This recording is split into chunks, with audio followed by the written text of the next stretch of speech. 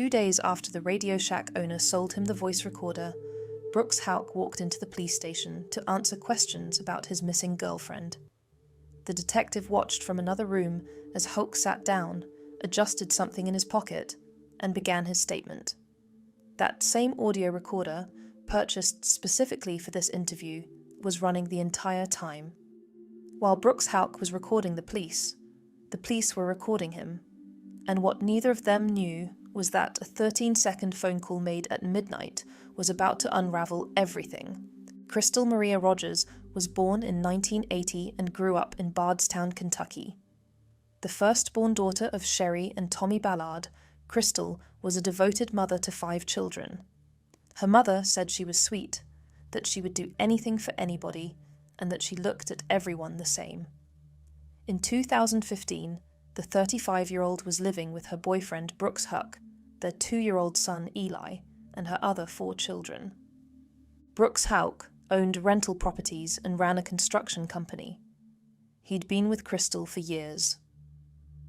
Friday the 3rd of July 2015. According to multiple witnesses, Brooks had told Crystal they were going on a surprise kid-free date night. That afternoon, Crystal was seen at Walmart. She dropped 2 of her children off at her ex-husband's house.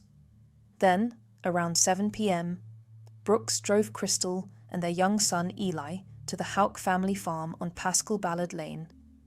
They stayed until about midnight. Surveillance footage captured Brooks's vehicle heading back to their home on Glenview Drive. According to Brooks, when they got home, Crystal stayed up playing games on her phone whilst he went to bed with their son.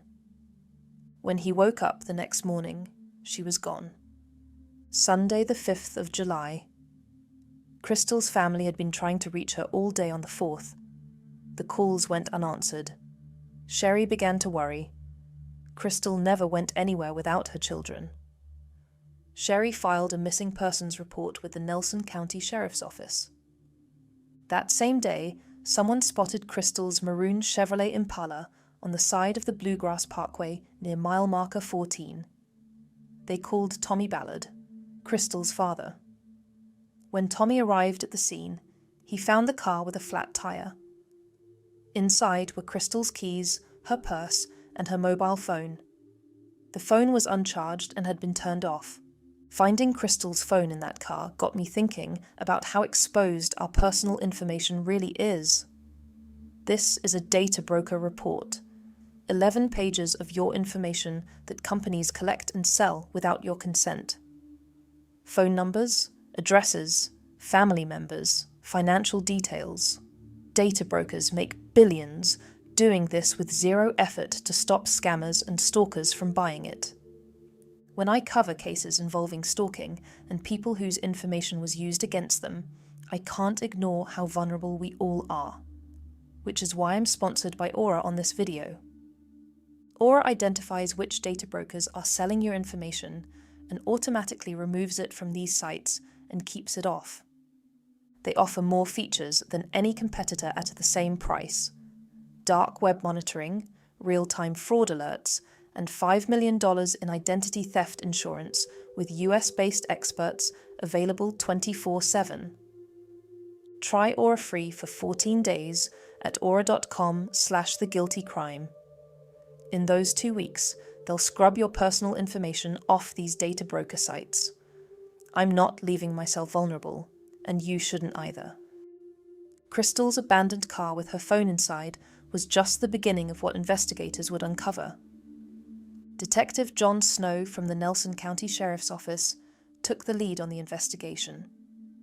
On the 8th of July, Brooks Houck was brought in for questioning.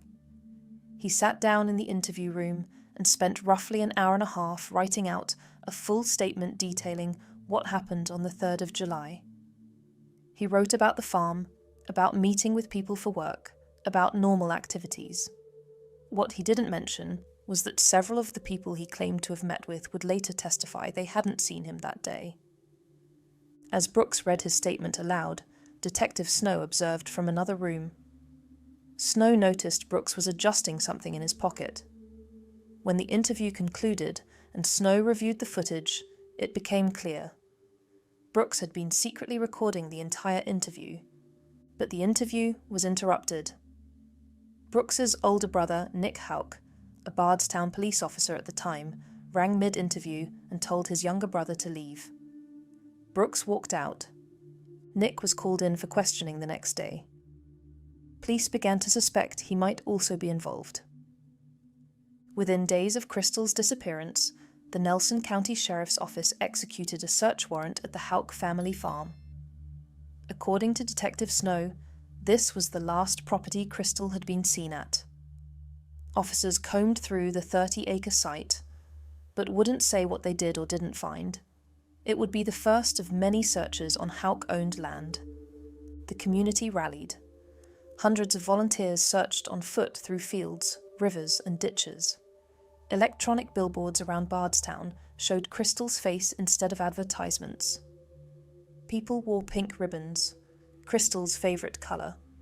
The reward for information climbed to $100,000. But the more police looked into Brooks Houck, the stranger things became. Marcella Ray owned a Radio Shack in Bardstown. On the 6th of July, 2 days before his police interview, Brooks came into her shop. He told her he wanted to buy the best audio recorder she had. Ray found the interaction odd enough that she printed out a photograph of Brooks holding the recorder with his son Eli. She testified that every time Eli lifted his head, Brooks told him to put it down.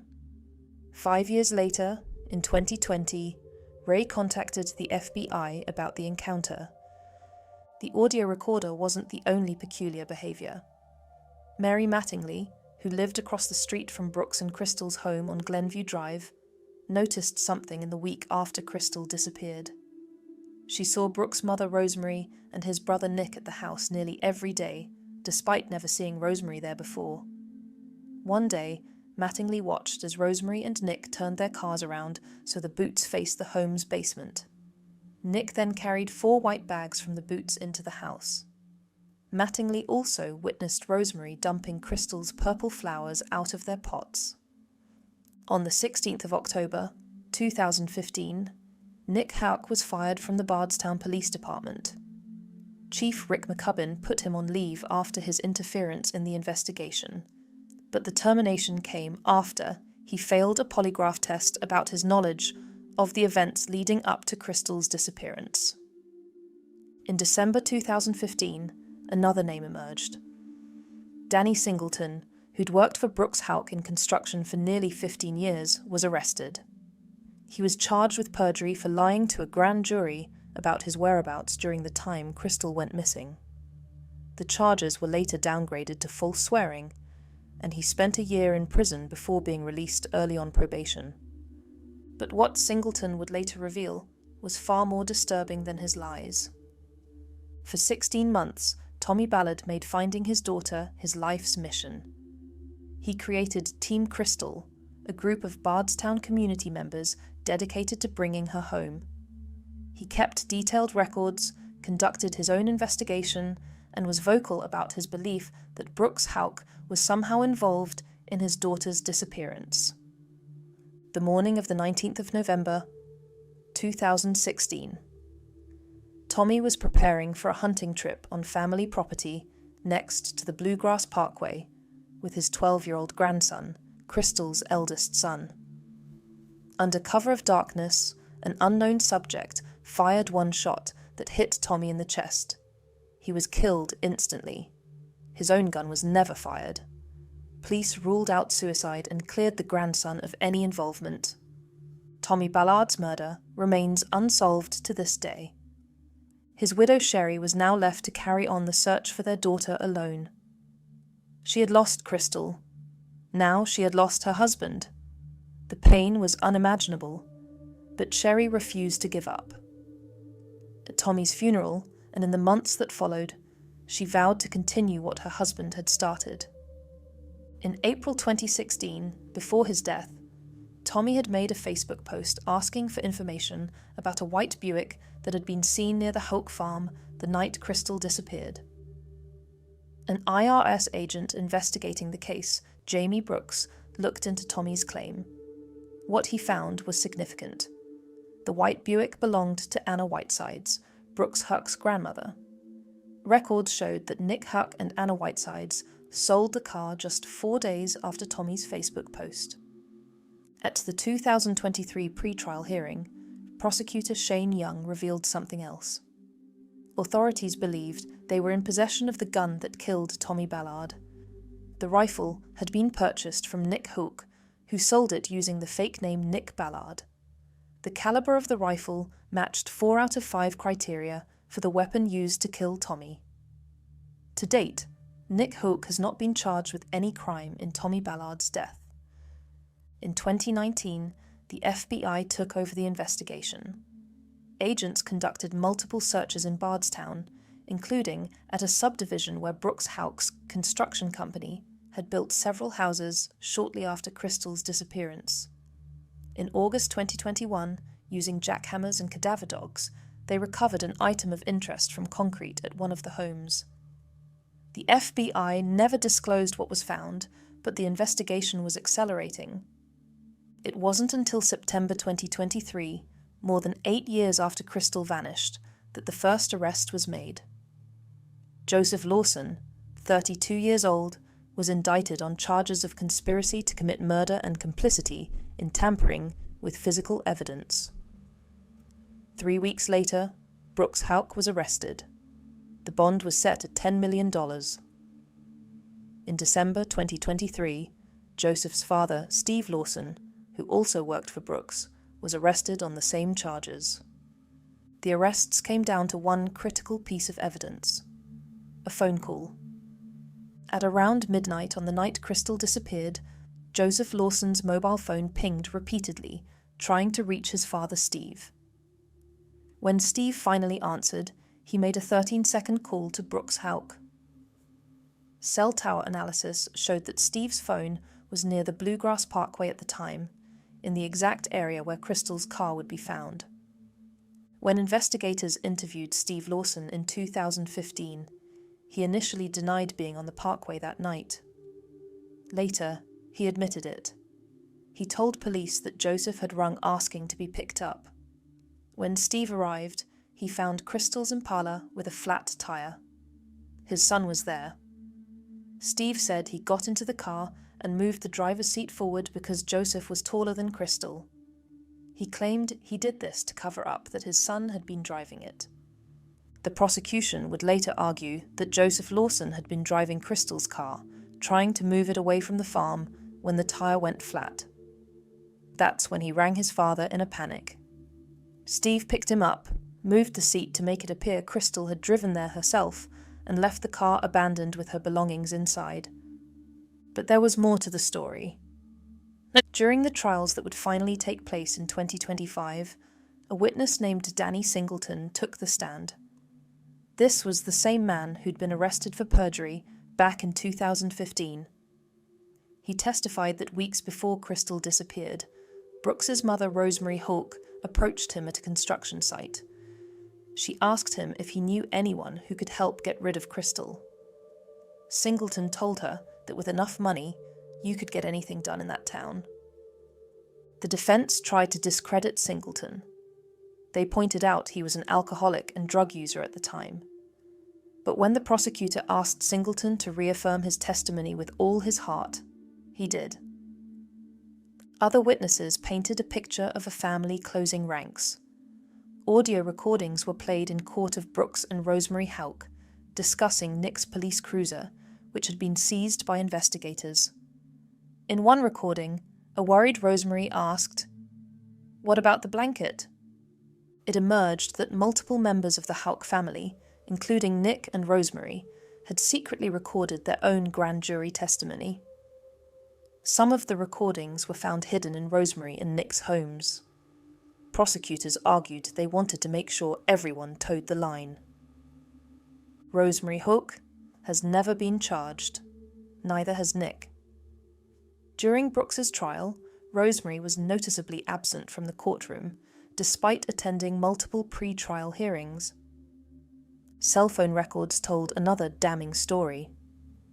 On the night of the 3rd of July, Nick Houck's phone was turned off for nearly 36 hours. Phone analysis also showed that Crystal's mobile battery died at 9:23 p.m. that night, whilst she and Brooks were still at the farm. This directly contradicted Brooks's claim that she'd stayed up playing games on her phone after they got home around midnight. Neighbours testified that Brooks had told Crystal they were going on a romantic, kid-free evening. One witness said Crystal had accused Brooks of cheating on her about a week before she disappeared. She was also worried that Brooks was going to kick her out of the house. A hair found in the white Buick belonging to Brooks's grandmother matched Crystal's profile. In May 2025, Steve Lawson was convicted and sentenced to 17 years. Then Brooks Houck and Joseph Lawson went to trial together. The defense argued there was no body, no weapon, no crime scene. Brooks's attorney called the prosecution's case garbage. On the 8th of July, 2025, exactly 10 years after Brooks first walked into that police interview, the jury returned their verdict. Guilty on all counts. The jury deliberated for just over 4 hours. The 17th of September, 2025. Sherry Ballard stood before the court and addressed Brooks Houck directly. She talked about 10 years of pain, about never once seeing him shed a tear. "Brooks, did you ever think of how my daughter felt when you murdered her?" she asked. "Did Crystal beg for her life, knowing she had 5 children to come home to?" Then she asked the question that haunted her every single day. "Where is my daughter?" Brooks maintained eye contact, but remained expressionless. Crystal's aunt called him one of the most evil people she'd ever met. Judge Charles Sims sentenced Brooks Houck to life in prison. Joseph Lawson received 25 years. Both men have filed appeals. Crystal's body has never been found. Tommy Ballard's murder remains unsolved. Rosemary and Nick Houck have not been charged. Sherry Ballard continues to fight for answers, having lost both her daughter and her husband. Crystal Rogers was a devoted mother and a caring daughter. What happened on that July night in 2015 may never be fully known. But Crystal deserves to be remembered, not for how she died, but for how she lived. A mother who put her children first.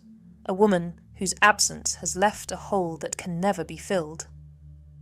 If you have any information about the disappearance of Crystal Rogers or the murder of Tommy Ballard, please contact the FBI at 1-800-CALL-FBI